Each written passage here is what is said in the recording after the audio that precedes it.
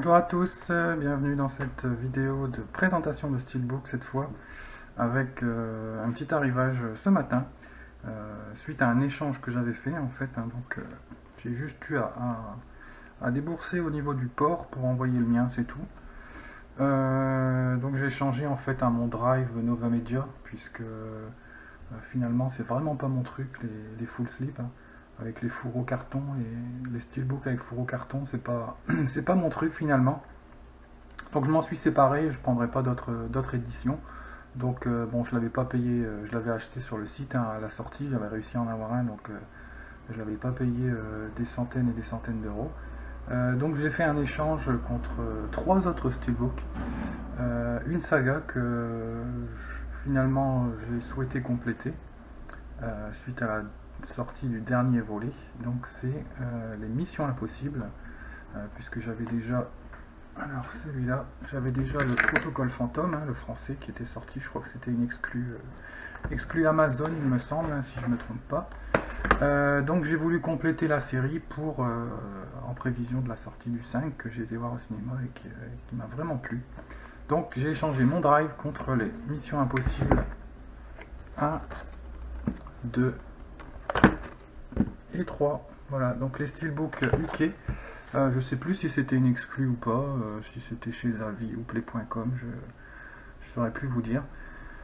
Donc voilà, donc comme ça la saga est complétée, donc on va faire un petit tour d'horizon vite fait des steelbooks, donc MI Mission Impossible.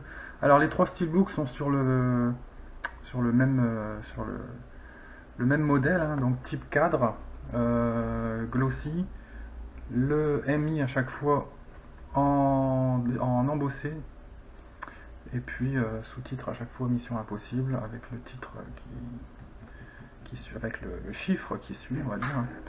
Donc là on a le Mission Impossible 1, voilà. Au niveau de la tranche, donc pour le 1 c'est tranche rouge, titre rouge, voilà, avec la mèche qui se consume à l'arrière. Donc là c'est même pas, c'est pas du, je dis glossy, mais c'est du spot gloss en fait. Ici par exemple le visage est en glossy, le reste non. À l'arrière, il n'y a que ici les trois étiquettes, enfin les quatre étiquettes et le bandeau rouge qui est en glossy, le reste est en mat. Donc ce qui rend du plus bel effet finalement. Au niveau de l'intérieur, voilà, bon, un seul disque. Donc Blu-ray avec VF et sous-titres français dessus, bien sûr, pas besoin de racheter. Artwork interne, donc bien représentatif de l'épisode je trouve. Donc ça c'était le 1. Ensuite Mission Impossible le 2, donc un de mes préférés, pas pour tout le monde, mais comme je suis un grand fan de John Woo, forcément cet épisode a été réalisé par John Woo, donc je suis assez fan de cet épisode. Donc toujours du spot gloss, le titre en embossé, type cadre. Donc là on est sur le thème du jaune pour l'épisode 2 avec la tranche. Voilà, donc on a juste un petit logo Blu-ray, un petit logo de... Non, c'est Paramount, ça va. Toujours derrière du spot gloss sur les étiquettes, plus la bande jaune. Au niveau de l'intérieur, donc toujours un seul disque. Celui-là je l'avais en DVD, donc j'ai revendu mon DVD.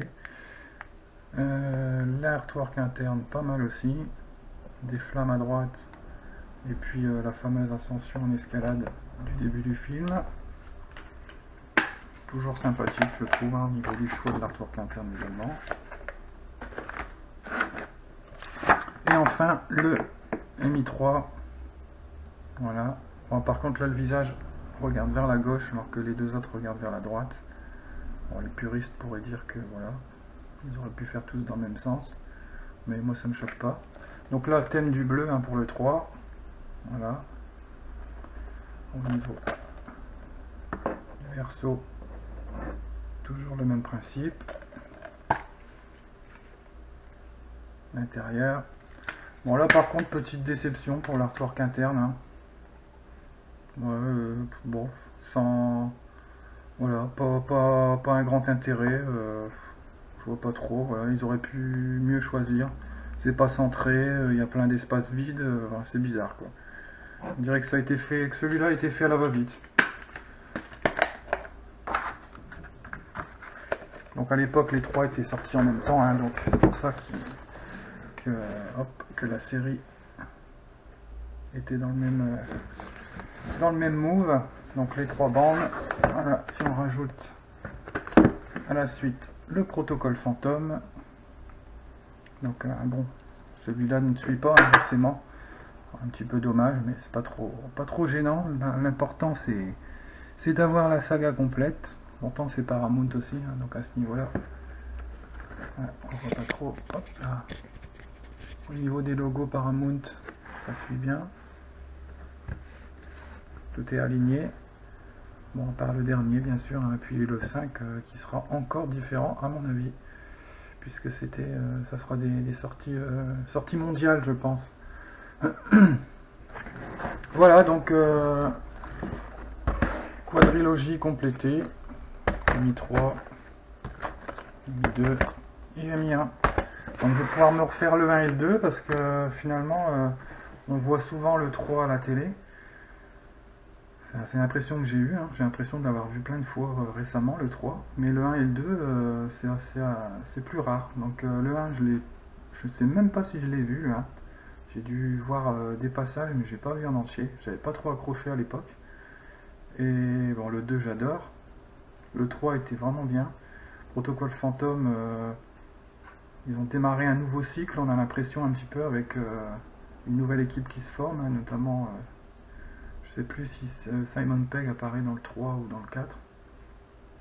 Et le 5, le 5 c'est le bon gros film d'action, hein, 100% action, on s'ennuie pas une seconde. Donc voilà, bon film si vous aimez bien les films d'action, si Tom Cruise vous rebute pas, vous aimez bien les Missions Impossibles, allez voir le 5 au cinéma, il est vraiment sympa, vraiment un bon film. Voilà, sur ce, je vous dis à la prochaine, et puis n'hésitez pas à commenter, et rendez-vous peut-être très bientôt.